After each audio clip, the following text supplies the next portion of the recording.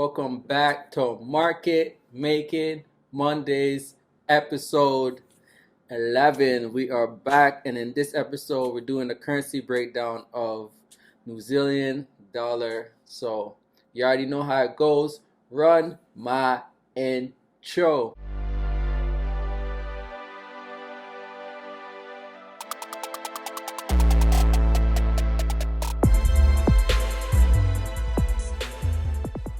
Hey friends and new traders, welcome back to the channel. If you're new here, my name is Matt and I teach day traders just like you how to become profitable by teaching different tips and strategies. With that being said, let's get into this one. Alright, so wow. It's been like a couple of weeks since I've done Market Making Mondays. Happy to be back. Okay, so let's get straight into it. New Zealand dollar, as you can see, it's finally breaking structure high. So it seems like the trend has reversed from last week. I actually caught the actual move when the market reversed. So I caught the move right here. Seeing that it was kind of in a channel right here, I'll just draw the bottom of the channel. Seen it take out this low, and then I bought it up to here, and I came out, and I haven't got back into this trade. Unfortunately, it's just been going and going.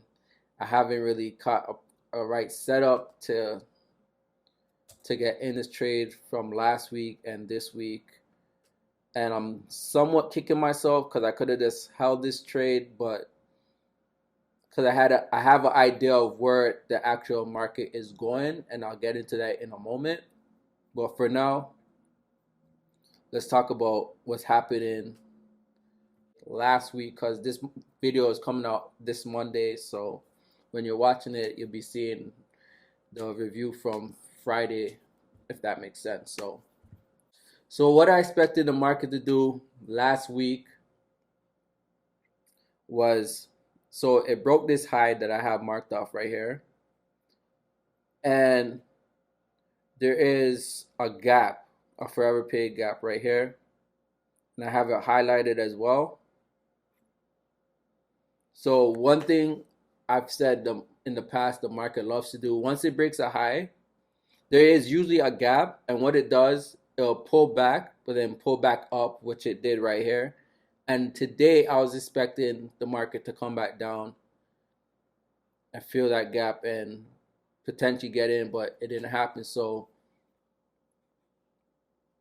you could expect the market next week pretty much to take this low out, which it did, and continue its movement. But before that, it might come back up here for a bit to fill in this gap right here. But overall, the move for next week to look out for, or this week I should say, seems just going crazy. The move to look out for this week is for the market continue to go a little bit lower. Don't expect it to come back all the way down.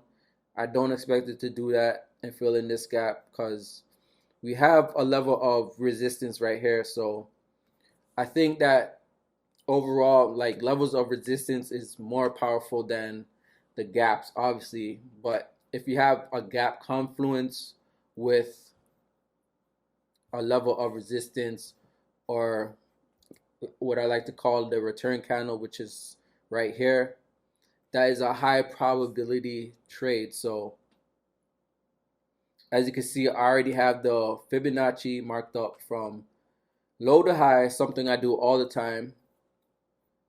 So from this low to this high, you can even go from this high, it doesn't matter because it's just been in consolidation. So this move was like after the actual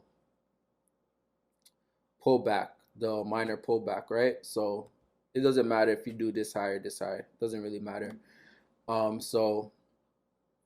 I know for sure, this is not a break in market structure. And if it is, it's a short-term break in market structure. So What I mean by short term, this is just to throw you off to think that the market is going to go low, but the market is most likely not going to go low.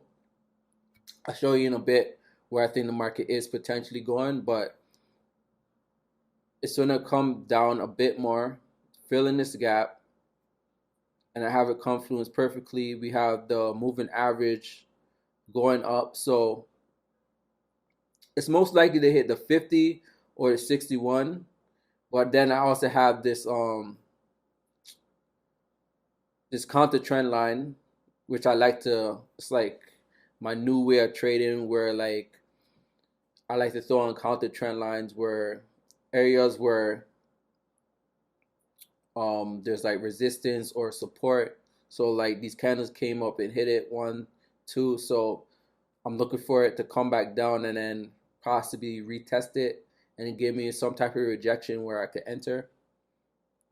So it's most likely going to be one of these two areas, but for sure I don't think it's coming down here. So, and we have the moving average as well. So we got this trend line,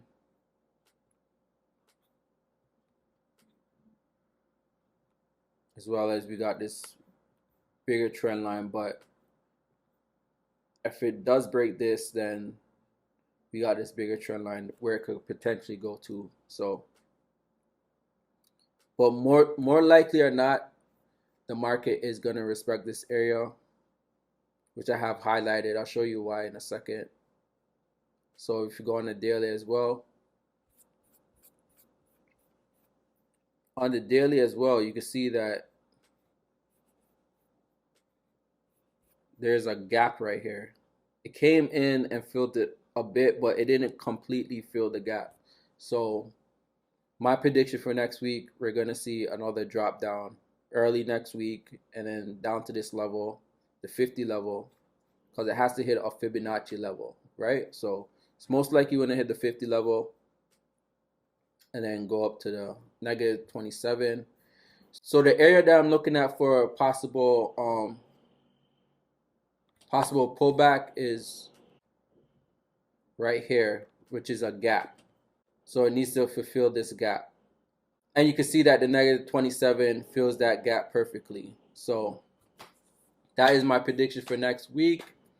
I hope you guys enjoyed this video of my market making Monday breakdown of New Zealand dollar.